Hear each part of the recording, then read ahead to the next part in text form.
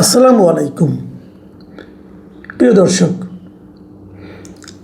আপনাদের অনেক চাহিদা থাকা সত্ত্বেও দর্শকের কথা আমরা নিয়মিত করতে পারি না এবং এর জন্য পুরো দায়টা আমার নানা ধরনের ব্যস্ততা এটাই মূল কারণ। আজকে আবার সেই দর্শকের কথা অনুষ্ঠান নিয়ে একটা দীর্ঘ বিরতির পর হাজির হলাম। আজকে নির্দিষ্ট কোনো একটা কন্টেন্টের উপর ভিত্তি করে করছি না। একটা কন্টেন্টে যে কমেন্টগুলো এসেছে সেরকমভাবে নয়, এটা বিক্ষিপ্তভাবে বিভিন্ন কন্টেন্ট থেকে আমি এই মন্তব্যগুলো নিয়েছি এবং এটা নেওয়ার ক্ষেত্রে একটা ভিত্তি হলো যে কোনো একটা কন্টেন্টে যে বিষয়টা নিয়ে আমি আলোচনা করি সেই বিষয়ের উপর না করে অন্য একটা সাধারণ সাবজেক্ট নিয়ে অনেকে প্রশ্ন করেছেন, অনেকে মন্তব্য করেছেন। তো সেই মন্তব্যগুলি আমি বেসিক্যালি আজকের জন্য আলোচনার জন্য নিয়েছি। আমি প্রথম যে কমেন্টটা পড়ছি, এটা লিখেছেন মিস্টার রুবেল হোসেন। তিনি লিখেছেন, আসসালামু আলাইকুম মাসুদ কামাল ভাই, ঈদের শুভেচ্ছা নেবেন। বাস ডুবে মারা যাওয়া আমাদের ভাই বোন ও বাচ্চাদের আত্মার মাগফিরাত কামনা করছি ও তাদের পরিবারের প্রতি সমবেদনা জানাচ্ছি। মূল কথায় আসেন। আপনি তো জাতিকে দ্বিধাদ্বন্দ্বে ফেলে দিলেন। সাবেক উপদেষ্টা আসিফ মাহমুদ বললেন, গণভোটে হা ভোট দেওয়া 70% মানুষ মাঠে নামতে একটুও দ্বিধাবোধ করবে না। কিন্তু আপনি তো হা না দুইটাই দিলেন। তাহলে আপনি কি একবার মাঠে নেমে আবার দৌড়ে বাসায় চলে আসবেন? দয়া করে এটা প্রাসঙ্গিক না হলেও দর্শকের চিঠি অনুষ্ঠানে এটার উত্তর দেওয়ার চেষ্টা করবেন। ধন্যবাদ। মিস্টার রুবেল হোসেন, আমি বলি, আমি হা না দুটোই দিয়েছি, এটা আপনি মনে রেখেছেন এতদিন পরেও, আমার কাছে একটু বিস্ময় লাগলো। হ্যাঁ, আপনি ঠিক বলেছেন। আমি আসলে গণভোটে হা এবং না দুটোতেই সিল দিয়েছিলাম। এর একটা কারণ ছিল, আমি একটা লজিক দেখিয়েছিলাম। আমার লজিকটা হলো, আসলে 4টা বিষয়ের উপর 4টা প্রশ্নের উপর একটা হা অথবা নাতে উত্তর দেওয়া যায় না। এটা নিয়ে আমি বহুবার কথা বলেছি যে পুরো গণভোটের যে কনসেপ্টটা, এই কনসেপ্টটাই ছিল ভুল। এটা হলো আমার বক্তব্য। কিন্তু তারপরে সরকার দিয়েছে, রাজনৈতিক দলগুলো গণভোটে ভোট দিতে চেয়েছে, হা দিতে বলেছে।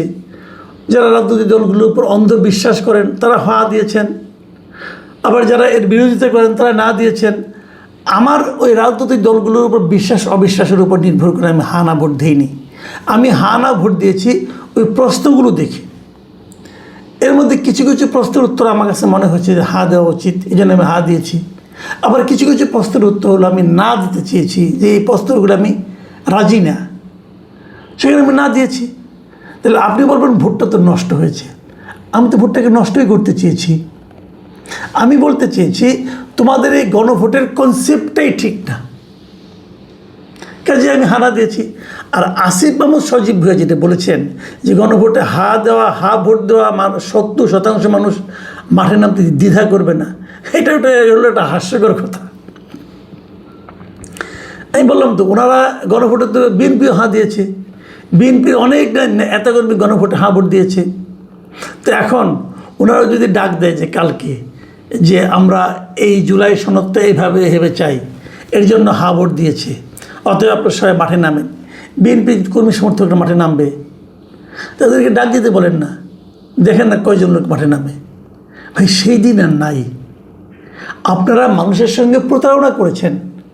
প্রতারণা করে মানুষকে মাঠে নামিয়ে মানুষ আপনাদের উপরে যে দায়িত্ব দিয়েছিল সেই দায়িত্ব আপনি পালন না করে নিজেদের স্বার্থ উদ্ধার করেছেন নগ্নভাবে, ন্যাক্কারজনকভাবে। আপনাদের মাঠে নামার আবার সাহস হবে কি না এটা নিয়ে আমার সন্দেহ আছে। যাই হোক, আশা করি আপনি আমার উত্তর পেয়েছেন। এরপরে কমেন্টটা করেছেন মিস্টার হাবিব আহমেদ। তিনি লিখেছেন, আসসালামু আলাইকুম মাসুদ কামাল ভাই, মানুষ পেট্রোল পাম্পে ঘুরে বেড়াচ্ছে, তেল পাচ্ছে না।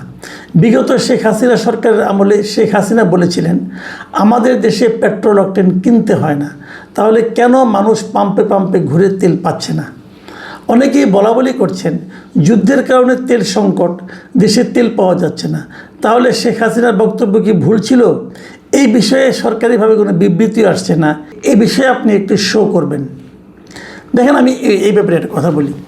আসলে আমরা যে বিদেশ থেকে তেল কিনি না, আমরা কিন্তু পেট্রোল অকটেন কিনি না, আমরা ডিজেলও কিনি না, আমরা কিনি ক্রুড অয়েল। সেই ক্রুড অয়েলকে আমাদের দেশে রিফাইনারি আছে, ফ্যাক্টরি আছে, সেখানে রিফাইন করে এটার বিভিন্ন স্তরগুলি ভাগ করা হয় এবং এই ক্রুড অয়েল থেকে কিন্তু আমরা বিভিন্ন রকম তেল পাই, এই পেট্রোল, ডিজেল, অকটেন এগুলো পাই। আমাদের মূল উৎপাদনটা হলো এখান থেকে আমরা ডিজেলটা নিই এবং বাকিগুলো বাই প্রোডাক্ট হিসেবে আসে। সেগুলো এই জন্যই বলা হয় যে আমরা পেট্রোল, অকটেন কিনি না, আসলে আমরা ক্রুড অয়েলটা কিনি। তো ক্রুড অয়েলটা কিনলে বাকিগুলো ওখান থেকে আসে। এই জন্যই উনি বলেছিলেন, ওনার কথাও মিথ্যা না এবং বর্তমানে যেটা হচ্ছে এটাও মিথ্যা না। এখন তো ক্রুড অয়েলটি আমরা কিনতে পারছি না, অনেক দাম বেশি সারা দুনিয়াতে, যে কারণে দাম বেশি পড়ছে এবং একটু ঝামেলা আছে। তবে আমার ধারণা তেল নিয়ে যতটা ক্রাইসিস বাজারে দেখা যাচ্ছে, বাস্তবতা বোধ অতটা না। এখানে অসাধু ব্যবসায়ীদেরও কিছু কারসাজি আছে। রূপায়ণ বড়ুয়া লিখেছেন, আসসালামু আলাইকুম মাসুদ কামাল ভাই, আপনি কেমন আছেন? অনেক দিন পর কমেন্ট করছি। কমেন্ট করতে দেরি হলেও আপনার এপিসোড না দেখলে আমার ঘুম হয় না। এই দেশ কোনো দিন ভালো হবে না, হতে দিবে না। এই দেশের আসল ঝামেলা পুলিশ। এরা জনগণের টাকার বেতন নেয়, কাজ করে প্রভাবশালীদের। পুলিশ সোজা হলো, পুরো দেশ ঠিক। ধন্যবাদ কামাল ভাই, আসসালামু আলাইকুম। আপনার জন্য সবসময় দোয়া করি। আপনার এই বক্তব্যের সঙ্গে আমি খুব একটা দ্বিমত পোষণ করছি না। আসলেও আইন শৃঙ্খলাটা হলো সবচেয়ে বড় জিনিস। এই আইন শৃঙ্খলা রক্ষার দায়িত্ব যাদের উপর দেওয়া হয়েছে, তারা যদি ঠিক হয়ে যায়, আমার ধারণা অনেক কিছুই ঠিক হয়ে যাবে। সাইফুল ইসলাম রাকিব লিখেছেন, আপনার কিছু কিছু ভিডিও নিরপেক্ষ, তবে আপনার কিছু কিছু ভিডিও পক্ষপাতদুষ্ট। তবুও আপনার ভিডিওগুলো আমি নিয়মিত দেখি। আমি চাই আপনি সবসময় নিরপেক্ষ বিশ্লেষণ ধর্মী ভিডিও দেবেন, এই আশা করি। ধন্যবাদ। দেখুন ভাই, আপনাকে একটা কথা বলি, আমার সব ভিডিও নিরপেক্ষ এরকম দাবি আমি কখনোই করি না। কারণ নিরপেক্ষতা এই শব্দটাই আপেক্ষিক। মানে যে জিনিসটা আপনার কাছে নিরপেক্ষ, সেই জিনিসটা আবার আরেকজনের কাছে পক্ষপাতদুষ্ট। আবার যে জিনিসটা আরেকজনের কাছে নিরপেক্ষ, সেই জিনিসটা আপনার কাছে পক্ষপাতদুষ্ট। আবার যে জিনিসটা আমার কাছে নিরপেক্ষ, সেটা কখনো কখনো আপনার কাছে নিরপেক্ষ, কখনো কখনো আপনার কাছে পক্ষপাতদুষ্ট। এটাই স্বাভাবিক। পৃথিবীর কোনো মানুষের কথাই আপনার কাছে নিরপেক্ষ মনে হবে না, কোনো মানুষের না। বাবা মার কথা সবসময় একমত হয় না। সন্তানরা অনেক সময় বাবা মার কথাকেও পক্ষপাতদুষ্ট কথা বলে মনে করে। আপনি কি আপনার পিতামাতার সব কথায় একমত হন না? আপনি কি আপনার ভাইয়ের সব কথায় একমত হন? তাও হন না। তাহলে আপনার ভাই, আপনি বাবা মা, তারা কি পক্ষপাতদুষ্ট? এটাই দুনিয়ার নিয়ম। সবাই যার যার মতো করে কথা বলে। আমি যেভাবে কথা বলি, এটাই আমি আমার মতো করে দেখি। আমি যেটাকে ভালো মনে করি সেটাই আমি ভালো বলি, আমি যেটাকে মন্দ মনে করি সেটাই মন্দ বলি। যদি বিএনপি কিছু ভালো কাজ করে, আমি সেটাকে ভালো বলি। যদি বিএনপি কিছু মন্দ কাজ করে, সেটাকেও আমি মন্দ বলি। যদি আওয়ামী লীগের জন্য, জামাতের জন্য, সবার জন্য একই প্রযোজ্য। ওই দলটি যদি কোনো ভালো কাজ করে, আমি ভালো বলি। ওই দলটি যদি কোনো মন্দ কাজ করে, আমি মন্দ বলি। এখন ধরেন জামাতের পক্ষে যদি কোনো কথা যায়, আমার জামাতের একটা কথা আমার ভালো লাগলো, ধরা যাক, আমি যদি এই কথাটা বলি, তো আওয়ামী লীগ এবং বিএনপি বলবে আমি পক্ষপাতদুষ্ট।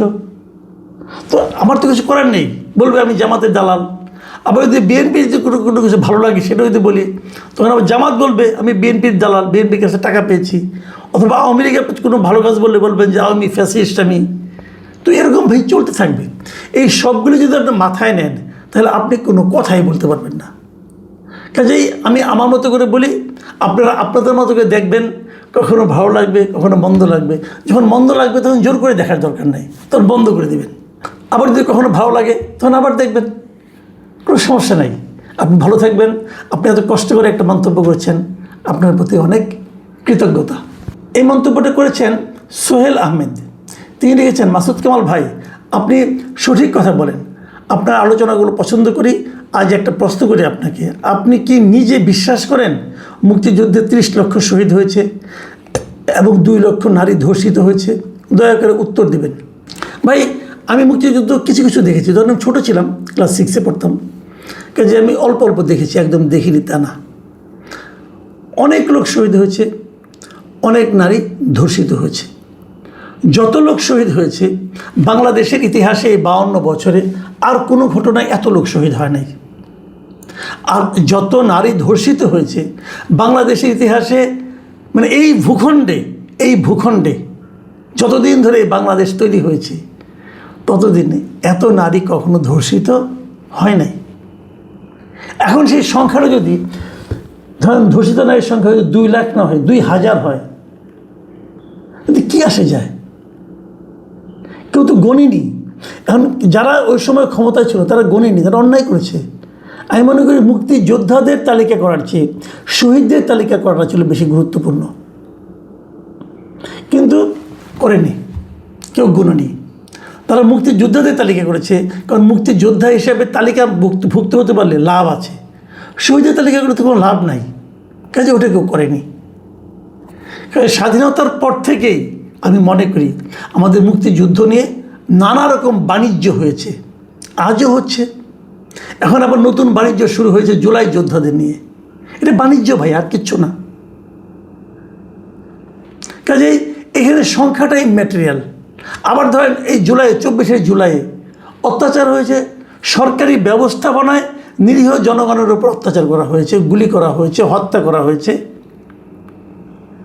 তো এটা কি 1500 নাকি 800 নাকি 1000, এটা কোনো ম্যাটার করে না। সংখ্যাটা গুরুত্বপূর্ণ না, ঘটনাটা গুরুত্বপূর্ণ। কিন্তু এখনও কিন্তু দেখবেন কোনো তালিকা করা হয়নি। সরকারের তালিকা একটা, জাতিসংঘের তালিকা একটা, এনসিপির তালিকা একটা। কাজেই এটা কেউ করবে না কেন জানেন? করবে না হলো এই কারণে যে এটার মধ্যে কোনো বাণিজ্য নাই। বাণিজ্য হলো ওই নাম টানিয়া, জুলাই শহীদ, জুলাই যোদ্ধা, এটা হলো বাণিজ্য। এটা বাণিজ্য। দেখবেন কোটা বিরোধী আন্দোলন এরা করেছিল। এখন আবার ওই দিন দেখলাম যে শিক্ষামন্ত্রী কোটা দিয়েছে, জুলাই যোদ্ধাদের সন্তানদের জন্য কি বিনা পয়সায় পড়াবে। তো সেই কোটাই তো হলো। তাহলে মুক্তিযুদ্ধের কোটা সমস্যা কী ছিল? যাক, এগুলি সব রাজনীতি, বাণিজ্য। স্বপন প্রমিত লিখেছেন, নমস্কার, আমি আপনার ভিডিওগুলো প্রায় প্রতিদিন দেখি ও শুনি, তবে আমি কোনো ভিডিওতে কমেন্ট করি না। গত কয়েকদিন থেকে আজ পর্যন্ত দেশে বিভিন্ন ধরনের দুর্ঘটনায় ট্রেন, লঞ্চ, বাস অনেক প্রাণহানি ঘটেছে। এই ঘটনাগুলোতে আমার খুব খারাপ লাগছে। আমার অনুরোধ, এই দুর্ঘটনাগুলো সম্পর্কে আপনি আলোচনা করেন। সারা দেশে প্রতিদিন একটা অস্থির পরিস্থিতি, কেমন যেন শেষই হচ্ছে না। ঈশ্বরের কাছে প্রার্থনা, দেশে দ্রুত শান্তি ফিরে আসুক। ধন্যবাদ ভাই। দেখেন, আপনার মতো আমিও আল্লাহর কাছে প্রার্থনা করি যেন এগুলি কম হয়। কিন্তু একটা জিনিস কি জানেন, যদি আমরা বলি দুর্ঘটনা বলে কেউ আসে না, কিন্তু তার সঙ্গে কিন্তু মানুষের সচেতনতারও একটা সম্পর্ক আছে। আপনি যদি একটা নষ্ট গাড়ি রাস্তায় পাঠান, যে গাড়ি ব্রেক নষ্ট, সেটা তো দুর্ঘটনা ঘটতেই পারে। আপনি যদি একটা অযোগ্য লোককে ড্রাইভিং সিটে বসিয়ে দেন, সেই গাড়িতেও দুর্ঘটনা ঘটতে পারে। কাজে এই দুর্ঘটনাগুলির পেছনে যে কোনো কারণ নাই তা কিন্তু নয়, কিছু না কিছু কারণ আছে। যত যাত্রী ভর্তি করতে হবে, যদি তার চেয়ে বেশি যাত্রী আপনি ভরেন, সেটাও দুর্ঘটনা ঘটতে পারে। কাজেই এই সবগুলির সঙ্গে কিন্তু প্রশাসন বা সংশ্লিষ্ট কর্তৃপক্ষ সবার একটা সম্পর্ক আছে, মানুষের সচেতনতার একটা সম্পর্ক আছে। তারপরেও আমরা আল্লাহর কাছে প্রার্থনা করি, যেমনটি আপনি ঈশ্বরের কাছে প্রার্থনা করেছেন, যে দেশে দ্রুত শান্তি ফিরে আসুক।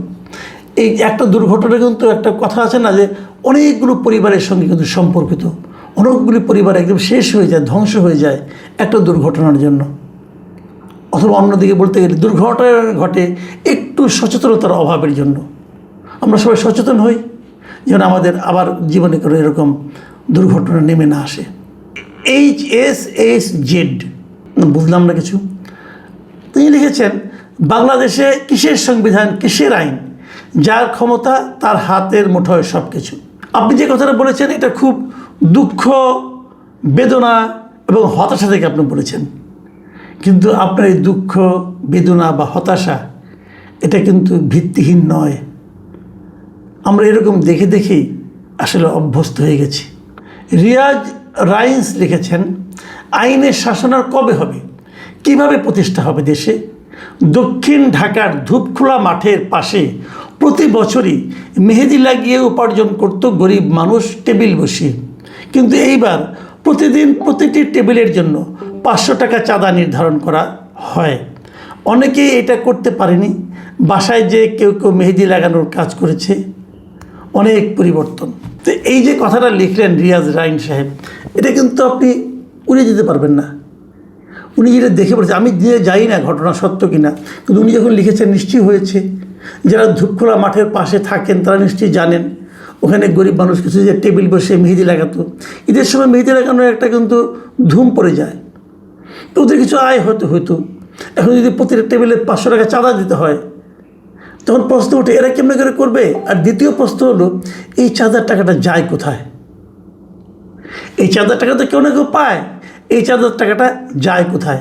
এটা কিন্তু একটা বার্নিং কোশ্চেন। এখন একটা রাজনৈতিক সরকার এসেছে, এখন তার দলের লোকেরা যদি এরকম চাঁদাবাজি শুরু করে দেয়, তাহলে সেটাকে কীভাবে এই দলের লোকের প্রতি মানুষের মনোভাব কীভাবে পরিবর্তন হবে, এটা ওই দলের নেতারা নিশ্চয়ই ভাববেন। তাজুল ইসলাম লিখেছেন, আমাদের দেশে এখন খুবই ভয়ঙ্কর একটা রোগ আবির্ভাব হয়েছে, সেটা ভাইরাল হওয়া, যেটা করোনার চেয়েও ভয়াবহ। শিশু, তরুণ, তরুণী, বৃদ্ধা পর্যন্ত এই রোগে আক্রান্ত। ভাই তাজুল ইসলাম সাহেব, আপনার সঙ্গে আমি সম্পূর্ণভাবে একমত। ভাইরাল হওয়ার জন্য কত অনৈতিক কাজ যে হচ্ছে, এটা আমরা চিন্তাও করতে পারবো না।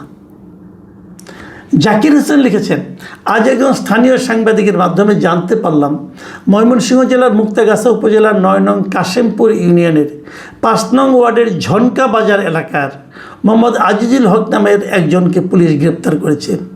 গ্রেপ্তারের কারণ হলো উনি নাকি ফেসবুকে প্রধানমন্ত্রী তারেক রহমানকে নিয়ে কটূক্তি করেছে। দেখেন, যদি ফেসবুকে তারেক রহমানকে নিয়ে কটূক্তি করে, তাহলে তাকে গ্রেপ্তার করতে হবে। এটা কোন আইনে করেছেন ভাই? এটা আমাকে পুলিশ ভাই একটু বোঝান। তারেক রহমানকে আপনি গ্রেপ্তার করতে বলেছে? তারেক রহমান বলেছেন যে ওই কটূক্তির কারণে আমার মান সম্মান সব চলে গেছে? বলছেন? বলেন নাই তো। আগে শেখ হাসিনার আমলে এই প্র্যাকটিসটা ছিল। এই দেশের পুলিশ, সরকারি কর্মকর্তা যারা আছেন, তাদের সবার প্রতি আমার স্বনির্বন্ধ অনুরোধ, তারেক রহমানকে শেখ হাসিনা বানানোর চেষ্টা করবেন না প্লিজ। আমরা আর শেখ হাসিনা চাই না তো। আর তারেক রহমানকে বানানোর চেষ্টা করবেন না এই কারণে যে তারেক রহমান কী সেটাকে বোঝার চেষ্টা করেন। আমি নিজেও জানি না কি, কিন্তু যতটুকু দেখেছি ততটুকুর আলোকে বলতে পারি, যদি ফেসবুকে কেউ তারেক রহমানকে নিয়ে কটূক্তি করে, তাদের তারেক রহমান মারা যাবেন না।